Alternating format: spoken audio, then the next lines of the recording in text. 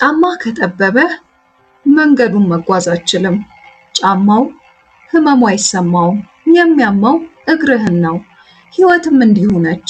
በማይመጥን ቦታ ባልተፈጠርክበት ግቢ እና ለማይገባቸው ሰዎች ስትጓዝ ህይወት በጭካኔ ትቀጣሃለች። ዛሬ ስትነቃ ሰላም ተሰምቶሃል ወይስ የሆነ ቦታ ላይ እንደታሰርክ እያሰብክ ነው? ብዙዎቻችን ደስታ ይራቀን ሰነፍ ስለሆንን አይደለም፣ ያለንበት ቦታ የኛ ስላልሆነ እንጂ። ዛሬ በዚህ ቪዲዮ በማይገባህ ቦታ መቆየት እንዴት ማንነትህን እንደሚሰርቅ፣ በረከትን እንደሚያደርቅና ራስን ነፃ አውጥተህ ወደ ተፈጠርክበት ክብር እንዴት እንደምትመለስ በዝርዝር እናያለን። የሰው ልጅ ክፉም ቢሆን የመላመድ ተፈጥሮ አለው። መጥፎ ትዳርን፣ መጥፎ ስራን እና መጥፎ ጓደኝነትን ልልመደው ብለን ስንቀበል ነፍሳችን ቀስ በቀስ ትሞታለች። ብዙ ሰዎች በማይመጥናቸው ቦታ የሚቆዩት ከዚህ ብወጣ ማን ይቀበለኛል በሚል ፍርሃት ነው። ነገር ግን ከማይመጥኑ ሰዎች ጋር ከመሆን ለብቻ ሆነህ ራስህን መፈለግ እጥፍ በረከት አለው። ቤተሰብ፣ ጓደኞች ወይም ማህበረሰቡ እዚህ ብትቆይ ይሻልሃል ስላሉ ብቻ የምትኖር ከሆነ የምትኖረው ያንተን ህይወት ሳይሆን የእነሱን ፍላጎት ነው። አንድ የንስር እንቁላል ከጎጆ ወድቆ የዶሮዎች እርሻ ውስጥ ይገባል። ንስሩ ከዶሮዎቹ ጋር ይፈለፈላል። እነሱ እንደሚያድጉት መሬት ይጭራል። ከፍ ብሎ መብረር እንደማይችል ይታመናል። ንስሩ ሰማይ ላይ ሌሎች ንስሮች ሲበሩ ሲያይ በውስጡ የሆነ የመንቀጥቀጥ ስሜት ይሰማዋል።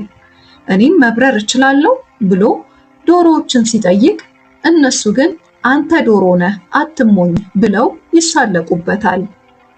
ንስሩ ያለው ዶሮዎች መሃል ስለሆነ ተፈጥሮ መብረር ቢሆን እንኳን እንደ ዶሮ እንዲያስብ ተገዷል። አንተም ተሰጥኦህ፣ ዕውቀትህና ማንነትህ የማይመጥናቸው ሰዎች መካከል ስትቆይ እነሱ አንተን ዝቅ አድርገው እንዲያዩ ትፈቅዳለህ። ህይወት ለነዚህ ጥፋቶች የምትቀጣባቸው 7 መንገዶች አሉ። አንደኛ፣ ስሜታዊ ድካም እና የውስጥ መድረቅ። ያለ ቦታ ስትቆይ የመጀመሪያው ቅጣት አካላዊ ሳይሆን ስሜታዊ ነው። ብዙ ሰዎች ለምንድን ነው ሁልጊዜ የሚደክመኝ ብለው ይጠይቃሉ። 8 ሰዓት ተኝተህ ጥሩ ምግብ በልተህ ግን አሁንም ዝልፍልፍ ካልክ ድካሙ የጡንቻ ሳይሆን የነፍስ ነው። ካልተፈጠርክበት ሙያ ወይም በማይመጥን ሰው አጠገብ ስትሆን ነፍስህ ያንን ሁኔታ ለመቃወም የምታወጣው ጉልበት ከፍተኛ ስለሆነ ውስጣዊ ድካም ያጋጥመሃል። ህይወት እዚህ ቦታ ጉልበትህን አታባክን እያለች በድካም ትቀጣሃለች። ጉልበትህ በከንቱ ያልቃል። በትክክለኛ ቦታ ላይ ስትሆን 10% ጥረት አድርገህ 90% ውጤት ታገኛለህ። በማይገባህ ቦታ ላይ ግን 100% ጥረህ 0% ውጤት ታጣለህ። ህይወት ውጣ እያለችህ አንተ ግን እታገላለሁ ስትል እድሜህን በከንቱ ትጨርሳለህ። ሁለተኛ ቅጣቷ በራስ መተማመን መሸርሸር ነው። አልማዝ በወርቅ መሸጫ ሱቅ ውስጥ ሲቀመጥ ክብሩ ይታወቃል። በጠጠር መሃል ቢቀመጥ ግን እንደ ተራ ድንጋይ ይቆጠራል። በማይረዱህና ዋጋህን በማያውቁ ሰዎች መካከል ስትቆይ ጥረትህ እንደ ጉድለት፣ ጥበብህ እንደ ስንፍና ይቆጠርብሃል። በየቀኑ አትችልም፣ አታውቅም፣ አትመጥንም የሚሉ ድምጾች በሰማ ቁጥር ቀስ በቀስ አንተም ስለ ራስህ ያለ አመለካከት ይወርዳል። ህይወት በማይመጥን ቦታ ስትቆይ ትልቁ ሀብትህን ማለትም በራስ መተማመንህን በመቀማት ትቀጣሃለች። አልማዝ በቆሻሻ መጣያ ውስጥ ቢቀመጥ ዋጋው አይታወቅም። በማይረዱ ሰዎች መካከል ስትሆን የምትናገረው ጥበብ እንደ ስንፍና፣ የምታደርገው በጎነት እንኳን እንደ ተንኮል ይቆጠራል። ቦታው ያንተ ካልሆነ ማንም ዋጋህን አይረዳም። ሶስተኛው ቅጣቷ የታጠረ በረከትና የቆመ እድገት ነው። እግዚአብሔር በረከቱን የሚያፈሰው በትክክለኛ ቦታ ላይ ስትገኝ ነው። አሳ በውሃ ውስጥ ሲሆን ምግቡን ለማግኘት አይቸገርም። ከውሃ ወጥቶ መሬት ላይ ቢወድቅ ግን ሺህ ጊዜ ቢጥር ምግብ አያገኝም። የሚሞተው ስላልጣረ ሳይሆን ያለ ቦታው ስለሆነ ነው። አንተም ያለ ቦታ ስትሆን በረከትህ ይታጠራል፣ እድሎችህ ይዘጉብሃል። የቱንም ያህል ብትለፋ በረከት አልባ ልፋት ውስጥ ትገባለህ። ሕይወት በረከቷን በመንፈግ ወደ ቦታ ተመለስ ብላ ትገፋሃለች።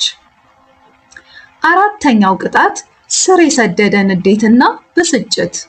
ብዙ ጊዜ በትንሽ ነገር የምትበሳጭ ከሆነ ችግሩ ያንተ ባህሪ ሳይሆን ያለህበት ቦታ ሊሆን ይችላል።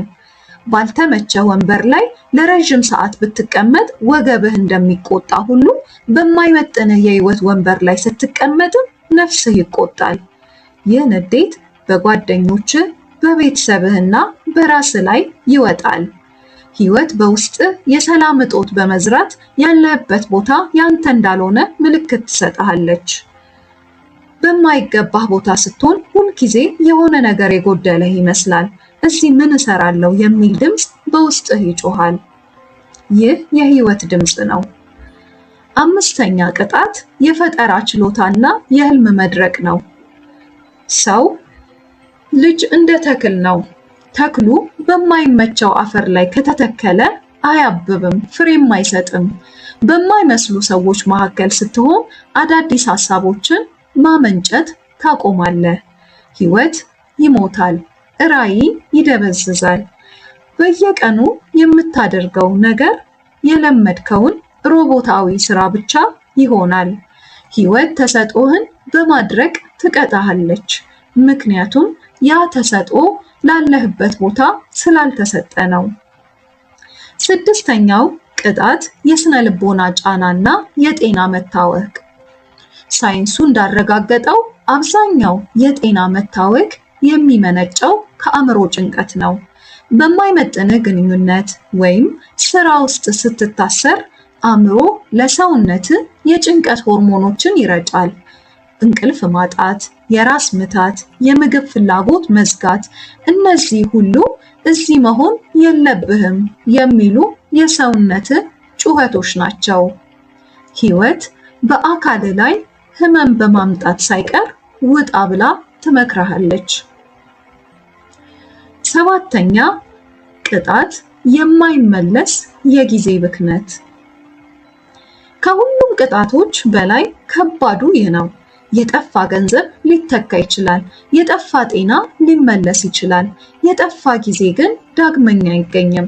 በማይመጥንህ ቦታ የምታሳልፋቸው ዓመታት ትክክለኛውን ማንነትህን የምታገኝባቸውን ወርቃማ ጊዜያት እየሰረቁህ ነው። ሕይወት ዕድሜህን በከንቱ በማስቆጠር ትቀጣሃለች። ስትነቃ ለምን ቆየው ብለህ ብትጮህም ያለፈውን መመለስ አትችልም። ስለዚህ ዛሬውኑ ውሳኔ መወሰን የሞት ሽረት ጉዳይ ነው። ራስን የማዳን እርምጃዎች። አንደኛው ራስን መገምገም። የሐቀኝነትን ጥምቀት ውሰድ። የመጀመሪያው እርምጃ ወደ ውጪ ሳይሆን ወደ ውስጥ ማየት ነው። ብዙ ጊዜ የምንዋሻው ሌላውን ሰው ሳይሆን ራሳችን ነው። ዛሬ ቆም ብለህ ራስህን በሐቀኝነት ጠይቅ። እዚህ ቦታ ያለሁት ጥቅሙ ታይቶኝ ነው ወይስ ሌላ አማራጭ ስለሌለኝ እና ስለለመድኩት? ያለሁበት ግንኙነት እያሳደገኝ ነው ወይስ ቀስ በቀስ እየገደለኝ? ብዙዎቻችን በማይመጥነን ቦታ የምንቆየው ስለለመድነው ብቻ ነው። መልመድ ደግሞ አደገኛ መደንዘዝን ያመጣል። ቆሻሻ ቤት ውስጥ ለረጅም ጊዜ የቆየ ሰው የቆሻሻው ሽታ አይሰማውም። ሽታው ጠፍቶ ሳይሆን አፍንጫው ስለለመደው ነው። አንተም እንደዛው ነህ። ዛሬ ነፍስህ እንድትነቃ ፍቀድላት። መልስህ ስለለመድኩት ነው የሚል ከሆነ ለመውጣት የመጀመሪያው የአእምሮ ውሳኔ መወሰን አለብህ። መውጣት የሚጀምረው ከእግር ሳይሆን ከሐሳብ ነው። ሁለተኛው ድፍረት፣ የማንነት ዳግም ልደት።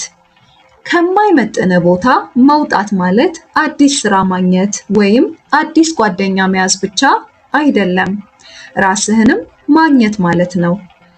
ከማይመጥን ገቢ ስትወጣ ያንን ቦታ ለማስደሰት ስትል የሸፈንከው እውነተኛ ማንነትህ መተንፈስ ይጀምራል።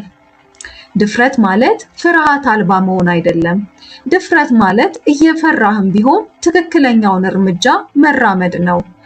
በማይመጥን ቦታ ስትቆይ ማንነቴን ገብሬ ደህንነቴን ልግዛ ትላለህ።